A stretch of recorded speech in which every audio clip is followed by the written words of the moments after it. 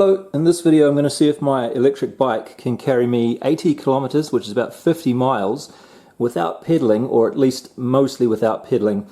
And it's a bit of a long story as to why I want to do this, but to try and sum it up as quick as I can, I bought a car and I went and picked up the car and drove it home, and my other car is now in Hamilton, and the idea was to just have a transporter pick that car up and bring it back. But that's a little bit expensive, so I thought about maybe I could just take myself there, because the car runs and drives and it's legal, so there's no reason it really needs to be transported. I just need to get myself there. And so I thought about, buses or Ubers or whatever. But then I realized I have an e-bike, which with this pack here can do about 42, or let's say 40 kilometers pretty easily on hilly gravel roads. So it should be able to do more than that on flat level tarmac roads. And then I remembered that I have this here, which I never dismantled. This is a 16S3P pack, so it's about half the capacity of that one there.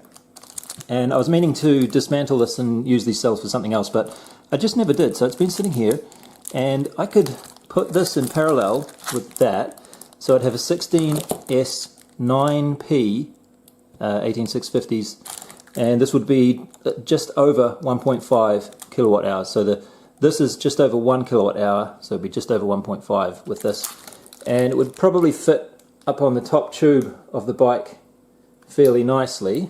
So the plan is now just to ride, if I ride nice and slow, this should give me, just by my calculations so far, about 60 kilometers of hilly gravel road riding, which might just get me 80 kilometers of flat level tarmac riding if I go carefully. Here's how I'm going to mount that extra pack. It's just for tomorrow, so pretty rough and ready solution, just some XPS foam, a little bit of other foam under there, and some Velcro tape. And then we're going to have the world's largest precision sellotaping job over the top of that. It's going to look pretty ghetto, but hopefully it'll do the job. So this pack just has an XT90 on it like the other one does. There's no spark stopper thing on this one, but I realized that it doesn't matter because these are going into parallel with the other one, which does have a spark stopper. So I'll put the spark stopper one in first, and that will bring the ESC voltage up to the pack voltage, and then I'll just put this one in and there should be no spark. Unfortunately, this wire here was a little bit thinner than I wanted. I didn't really have any thicker one, but if I keep to about 20 amps overall, this pack should only have to deliver about 6 or 7 amps continuous through here, and I'll probably be able to go even less than that. Like on level ground, I've managed to ride along at about 6 amps for the whole thing, so that would only be 2 amps going through there, so I think it'll be alright.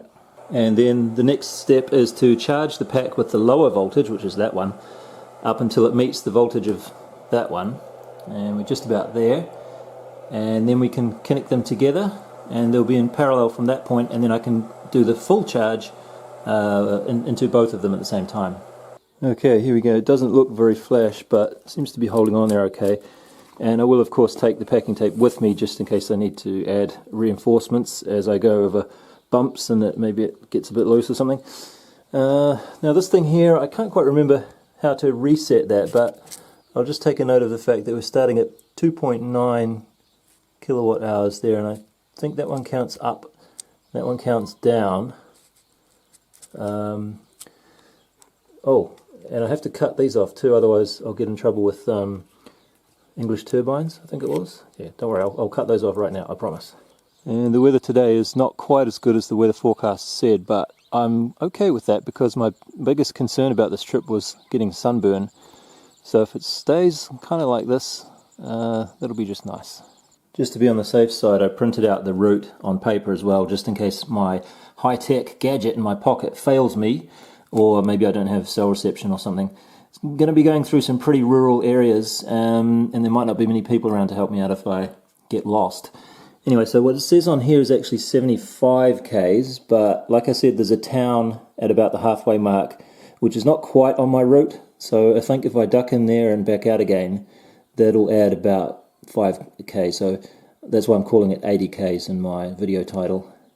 Okay, just leaving home now. It's right on 6:30. I had planned to leave before sunrise, but somehow it's all the way up there already. It gets up there so quickly, doesn't it?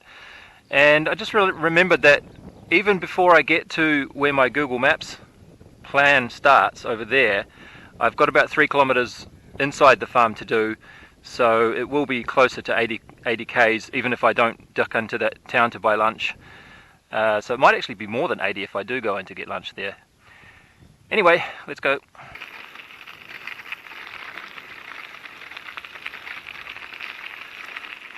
So I'm actually pedaling quite a bit here because it's not as bad to pedal as I thought it might be. At least on flats. I've been riding my exercise bike lately too, which helps.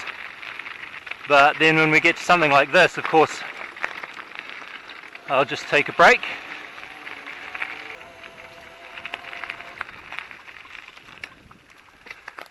Okay, so this is the other side of the farm.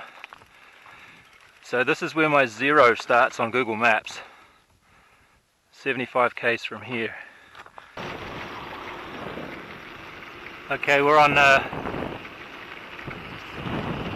just try and block the wind here. Does that help?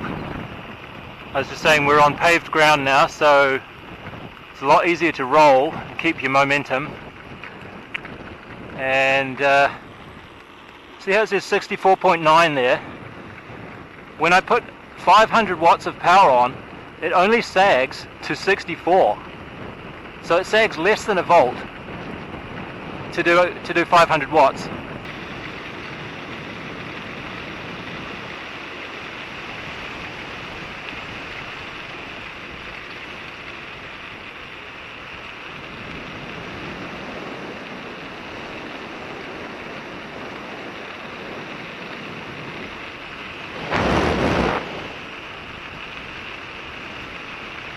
Okay, so it seems like on a flat surface with no gravel, like just tarmac, if I put about 200 watts on the meter there, I can still pedal comfortably and I don't get tired, so it's like a continuous, like I can sustain that. If I put any more than about 200 watts on, I can't keep up with the speed of the pedaling. Of course I could change gears, but I just want to leave it in that same gear really. So I think what I'll do, as much as I can, although it's going to ruin my my goal of not pedaling at all, I'll just try and keep it at about 200 watts. I think I'm being a little bit too paranoid actually, because like if I let off the throttle here, it's about 10 minutes since I last spoke to you, but it's only at 64.5 still. So I mean, pretty sure I could go all the way without pedaling at all, but I just don't want to, you know, get stuck in the middle of nowhere with no battery and have to pedal this heavy thing all the way. Although the last part of the trip is very flat, so might not be so bad. Anyway, morning.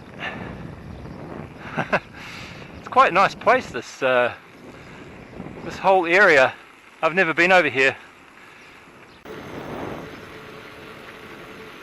Okay, slight change of plans. If I put it at just over 300 watts on level ground, I don't have to pedal at all, and it's only 4.9 amps, 5 amps. And we're still, even under that load, we're still only just breaking the 64 volt mark. 63.9. Yeah, I think this is going to be fine. The river through there, right there. See? What a nice road. And there's nobody around. I've seen one car so far. It's just nice and quiet, the perfect weather. I'm really having a good time actually. Just stopped for a little bit of food. We've done 20 k's and it's now sitting at 63.4 volts at rest. And it looks like we've used 0.2 kilowatt hours maybe. I don't think this is very accurate. It's bouncing up and down a little bit there. But yeah, I think we'll have no trouble getting there even without pedaling. After riding on these long stretches like this, I noticed that the sorest part of my body was actually my wrist on here, because I was trying to hold the throttle at a perfect position. But then I discovered that it's actually a little bit sticky. So if I get it to the right position and then push it inward a little bit, it kind of sticks there. And right now I've got it stuck on just under 300 watts, which is 4.9, 4.8 amps, and we're at 61.9 volts, and I think we're probably 30 k's into the trip, so we've got about 45 to go, and this is giving me a speed of about 22 kilometers per hour or so, typically on level ground. Okay, I just stopped for a bite to eat again. We're about 50 k's into the trip, so that's 2/3 of the way there, and we're at 59.3 volts. So we've lost about 7 volts, but it could go down to 48. Well, yeah, 48 to 50 would be where I'd really want to stop. So we've got another 9 volts to go. So we're 2/3 of the way into the trip and about halfway through the battery. So things are looking good. I have been pedaling a little bit, but not really much. I just kind of stuck it on my cruise control position there at 300 watts, and just whenever I felt like pedaling a little bit I did, but I wasn't really putting much effort into it. It was mainly just to keep my legs moving, because I found that that seems to be a good way to stop your ass from getting sore, because this seat's not really that great for a long distance trip. So yeah, I found that just keeping your legs moving keeps your ass shifting a bit so it doesn't get so sore. At least that's how it works for me. Your ass may vary, of course. Too big? Here you go. It's big enough to be worth your while, but not too big to be intimidating. Try that.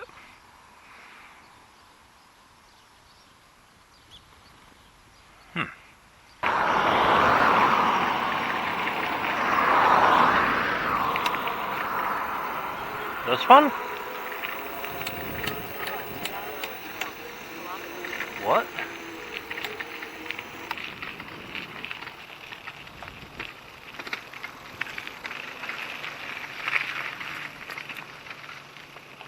Oh.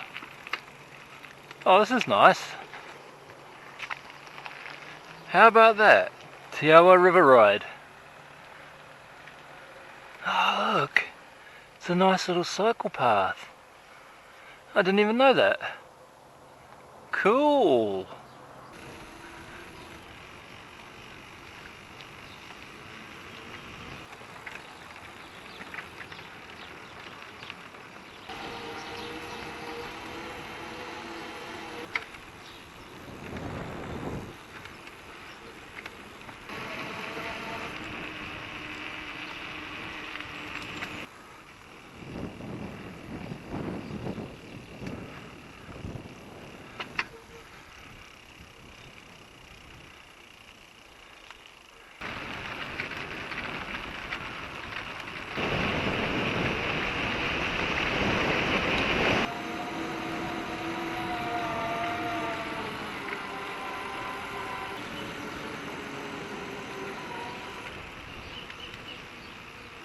Continue on Meadowview Lane for 800 meters.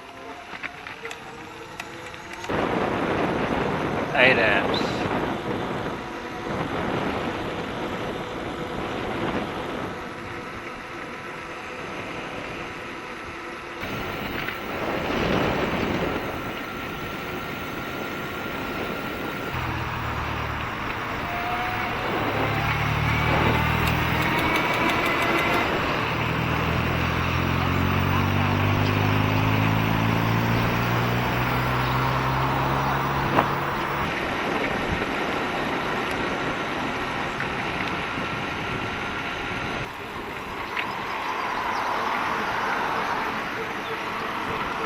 Okay, so finally made it. It took 4 hours and 20 minutes. The Google Maps estimate was 4 hours, but I probably did spend about 20 minutes standing around eating at a couple of times.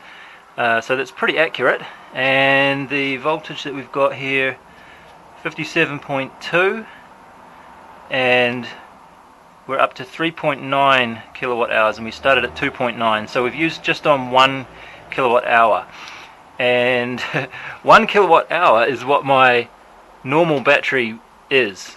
So it's possible that I could have just crept here on that one alone, but it's nice to have that extra 50% buffer there, because at the end of the ride there I was actually going quite fast a little bit on some parts.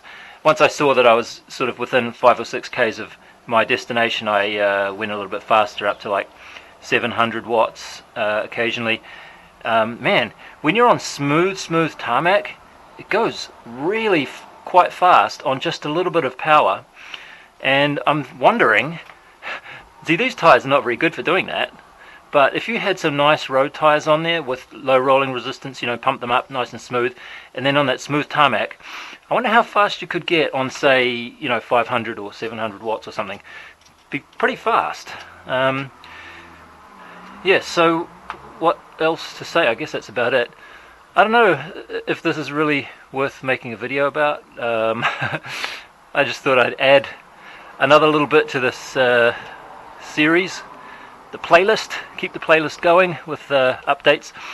Yeah, but suffice to say, I'm really glad I didn't sell this bike, because I've been using it a lot just to check my mail, mainly, but now that I know it can get to, well, what did we do today? I'd say we did at least 78 k's today, and we could probably go another 25 to 30 easily. So now that I know that it can also do that, it becomes a whole lot more valuable of an asset, I think. If you're wondering why I left this car here instead of the other one, it's because this car can carry the bike like that. Not that I was thinking to bring the bike here, but I was thinking that if I had the car transported to my place, they might not want to drive up the dirt road with the car transporter, so I could meet them at the bottom of the dirt road at my place and then put the bike in the car like that. So anyway, it ended up doing that anyway, but just not quite in the way I had thought. Okay, got everything back home now, and that's about it, I guess. I ended up pedaling about 10% of the way, although I wasn't really putting much energy into it. I was just really just going through the motions kind of thing. So yeah, we used, like, if you consider 66 volts to be the beginning, and then 50 volts to be as far as you want to go, that would be a range of 16 volts, and we did 9 out of that 16, so a little bit over halfway, which ended up being about the 1 kilowatt hour, at least if we use that as a guide. Yeah, so I'm really surprised overall at the difference, or am I surprised? I don't know. The difference between hilly gravel roads and flat tarmac roads, smooth tarmac roads. So the 1 kilowatt hour pack in there that I tested with when I first made that pack and set everything up, got me about 42 kilometers on hilly gravel roads, and that was really squeezing it. But it looks like if you're just doing flat tarmac roads, you can get almost twice that much. And then if you had some proper, you know, road tires on there, you'd maybe even squeeze a little bit more out of it. Having said that, though, I'm not sure if I'd want to, like, I was just thinking, if I was doing this again, would I bother having this pack on? I think I would, for one reason. For one thing, I've already made it, so I would just use it. If I didn't have it made, though, I probably wouldn't bother. The only thing is that when you get right near the end of the ride and you're squeezing that last little bit out, it's not that much fun because it starts to get really weak. So the way I did it today, it was enjoyable the whole way, even right to the end, because of this extra, like, doesn't sag as much, you know. Anyway, enough waffling. That's the end of the video. Thanks for watching.